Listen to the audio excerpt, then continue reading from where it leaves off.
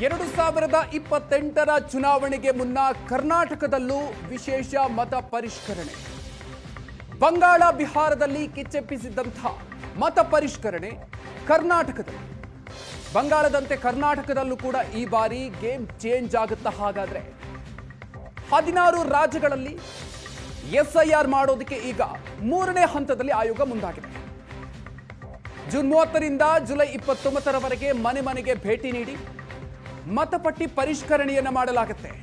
ರಾಜ್ಯದಲ್ಲೂ ಕೂಡ ಲಕ್ಷಾಂತರ ಅಕ್ರಮ ಮತಗಳಿಗೆ ಕತ್ತರಿ ಹಾಕುತ್ತಾ ಹಾಗಾದ್ರೆ ಆಯೋಗ. ಕರ್ನಾಟಕದಲ್ಲಿ 50 ಲಕ್ಷಕ್ಕೂ ಹೆಚ್ಚು ಮತಗಳು ಡಿಲೀಟ್ ಆಗುತ್ತಾ? ದಲಿತ ಮುಸ್ಲಿಂ ಮತಗಳ ಡಿಲೀಟ್ಗೆ ಸಂಚು ಅನ್ನುವಂಥ ಮಾತನ್ನ ಕಾಂಗ್ರೆಸ್ ಹೇಳ್ತಾ ಇದೆ. ರಾಜ್ಯದಲ್ಲಿ ಎಲೆಕ್ಷನ್ ಗೆಲ್ಲೋದಿಕ್ಕೆ ಬಿಜೆಪಿಯಿಂದ ಎಸ್ಐಆರ್ ಪ್ರಯೋಗ ಮಾಡಲಾಗ್ತಾ ಇದೆ ಅಂತ ಹೇಳಿ ಕಾಂಗ್ರೆಸ್ ಆರೋಪವನ್ನು ಮಾಡ್ತಾ ಇದೆ.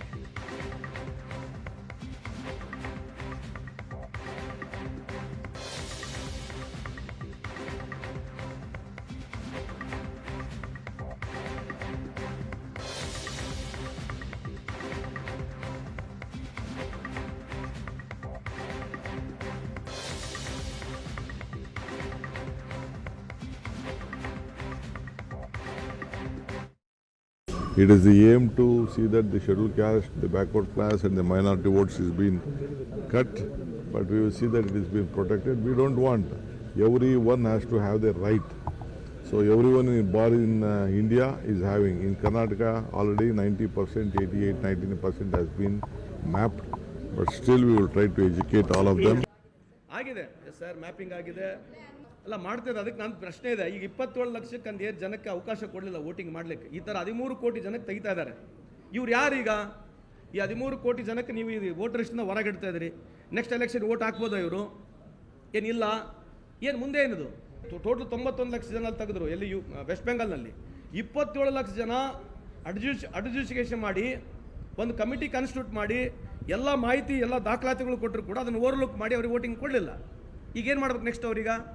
ಎಸ್ಆರ್ ಮುಗೀತು, ಎಲೆಕ್ಷನ್ ಮುಗೀತು, ಗೆದ್ದುಬಿಟ್ರು ಮುಗೀತು, ಭಾಷಣ ಮುಗೀತು, ಎಲ್ಲ ಮುಗೀತು.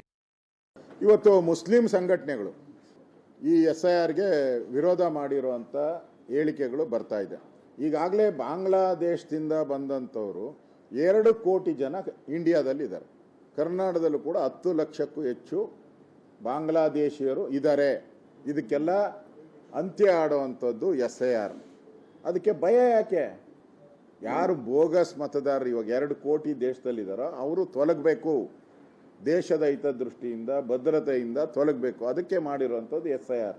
ಕೂಡಲೇ ಎಸ್ಐಆರ್ ಕುರಿತು ಒಂದು ನಿರ್ಧಾರ ಕೈಗೊಂಡು ಅದು ಈ ರಾಜ್ಯದಲ್ಲಿ ಜಾರಿಯಾಗದಂತೆ ತಡೆಯಲು ಮತ್ತು ರಾಜ್ಯದ ಒಬ್ಬನೇ ಒಬ್ಬ ಮತದಾರ ತನ್ನ ಮತದಾನದ ಹಕ್ಕಿನಿಂದ ವಂಚಿತನಾಗದಂತೆ ಸೂಕ್ತ ಕ್ರಮ ಕೈಗೊಳ್ಳಬೇಕೆಂದು ಈ ಸಮಾವೇಶ ಆಗ್ರಹಿಸಿದೆ. ಜನರ ಬಳಿ ಇಲ್ಲದ ದಾಖಲೆಗಳನ್ನು ಕೇಳಿ ಅವರ ನಾಗರಿಕತ್ವವನ್ನು ನಿರಾಕರಿಸುವ ಮತ್ತು ಮುಸ್ಲಿಮರು ದಾಖಲೆಗಳನ್ನು ತೋರಿಸಿದರೂ ಲಾಜಿಕಲ್ ಡಿಸ್ಕ್ರಿಪೆನ್ಸಿ ಹೆಸರಲ್ಲಿ ಅವರನ್ನು ಹೊರದಬ್ಬಲೆಂದೇ ರೂಪಿತವಾಗಿರುವಂತಹ ಒಂದು ಯೋಜನೆ. ಹೀಗಾಗಿ ಅದು ರದ್ದಾಗಲೇಬೇಕು.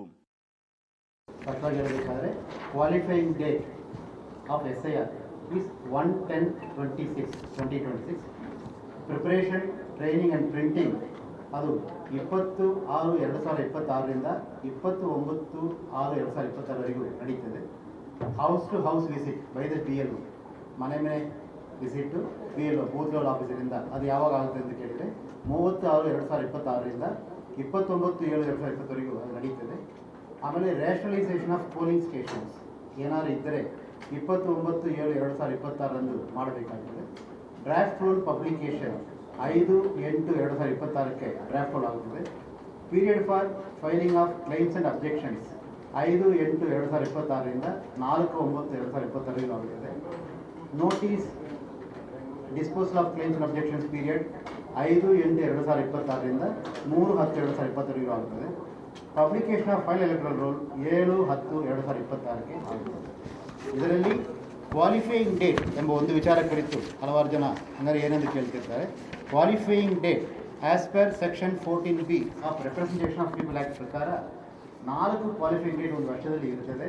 1 ಜನವರಿ, 1 April, 1 July, 1 October. In Karnataka's case 1 October ಆಗಿರ್ತದೆ. ಕ್ವಾಲಿಫೈಯಿಂಗ್ ಡೇಟ್ ಏನಂದರೆ the qualifying date is the bench mark use to determine on applicants age eligibility minimum 18 years and ordinary resident status for voters registration electoral roll. ಒಂದು ವ್ಯಕ್ತಿ voter ಆಗಿ ತನ್ನ ಹೆಸರನ್ನ enrol ಮಾಡಿಕೊಳ್ಳಬೇಕಾದ್ರೆ ಅದರ ವಯಸ್ಸು ಪೂರ್ತಿಯಾಗಿರಬೇಕು. ಅದು ಯಾವ ಡೇಟ್ಗೆ ಎಂದು ಕೊಡದೆ qualifying date. In our case it's 1/10/2026 ಅದಕ್ಕೆ ಕೊಟ್ಟಿದ್ದಾರೆ.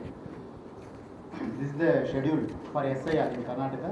The SIR will go as per very strictly as per the schedule as given. 130 assembly constituency 90%ಗಿಂತ ಜಾಸ್ತಿ ಮ್ಯಾಪಿಂಗ್ ಮಾಡಿದ್ದಾರೆ. ಎಲ್ಲ ಅಸೆಂಬ್ಲಿ ಕಾನ್ಸ್ಟಿಟ್ಯೂನ್ಸಿನೂ ಮ್ಯಾಕ್ಸಿಮಮ್ ಮ್ಯಾಪಿಂಗ್ ಮಾಡಬೇಕೆಂಬ ನಮ್ಮ ಉದ್ದೇಶ. ಅದರ ಕುರಿತು ಇವತ್ತು ಸಂಜೆ ಜಿಲ್ಲಾಧಿಕಾರಿಗಳ ಜೊತೆ ಮತ್ತೆ ವಿಡಿಯೋ ಕಾನ್ಫರೆನ್ಸ್ ಇಟ್ಟಿದ್ದೇವೆ. ಸೂಚನೆ ಕೊಟ್ಟು ಮುಂಬರುವ ದಿವಸಗಳಲ್ಲಿ ಸ್ಯಾಚುರೇಷನ್ ಲೆವೆಲ್ಗೆ ಮ್ಯಾಪಿಂಗ್ ತರಲಿಕ್ಕೆ ಎಲ್ಲ ಕ್ರಮ ನಮ್ಮಿಂದ ಕೈಗೊಳ್ಳಲಾಗಿದೆ. ಆಮೇಲೆ ಈ ಪ್ರಕ್ರಿಯೆಯಲ್ಲಿ ಈ SIR ಪ್ರಕ್ರಿಯೆಯಲ್ಲಿ ಸುಮಾರು 31 ಜಿಲ್ಲಾಧಿಕಾರಿಗಳು, ಆಮೇಲೆ 35 ADOs, 224 ERO electoral registration officers, AERO 336 assistant electoral registration officer, BLO supervisor 5,905, BLOs 59,050 ಇಷ್ಟು ಜನ ನೇರವಾಗಿ ಪಾಲ್ಗೊಳ್ಳಲಿದ್ದಾರೆ. ಇಂಡೈರೆಕ್ಟ್ಲಿ ಇನ್ನೂ ಭಾಳ ಜನ ಈಗ COs ಜಿಲ್ಲಾ ಪಂಚಾಯತ್ ಸ್ವೀಪ್ ಆಕ್ಟಿವಿಟೀಸಲ್ಲಿ ಇರ್ತಾರೆ, ಭಾಳಷ್ಟು ಜನ ಬೇರೆ ಪ್ರಕ್ರಿಯೆಗೆ ಸಪೋರ್ಟ್ ಮಾಡ್ತಾರೆ.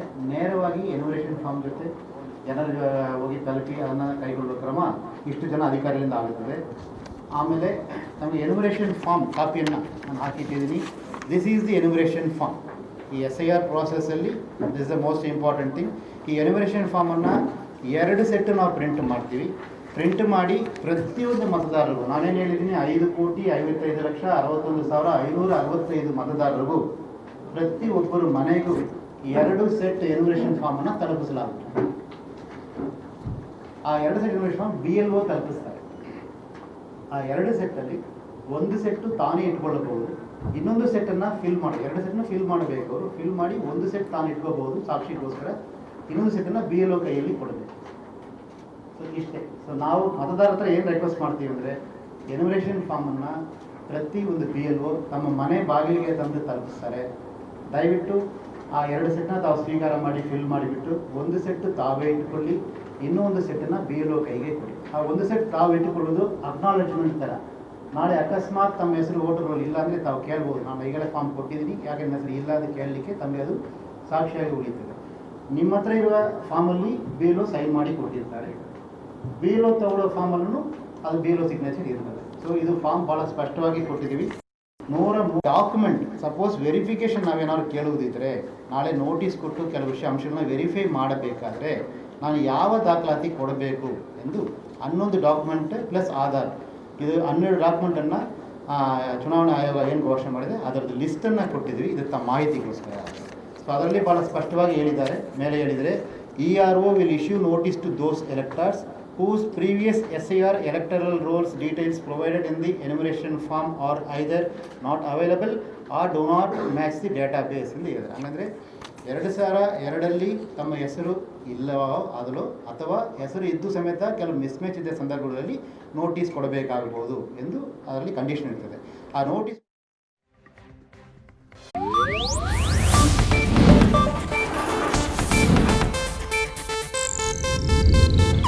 ಇದು ಏಷ್ಯಾನೆಟ್ ನ್ಯೂಸ್ ನೆಟ್ವರ್ಕ್ ಪ್ರಸ್ತುತಿ.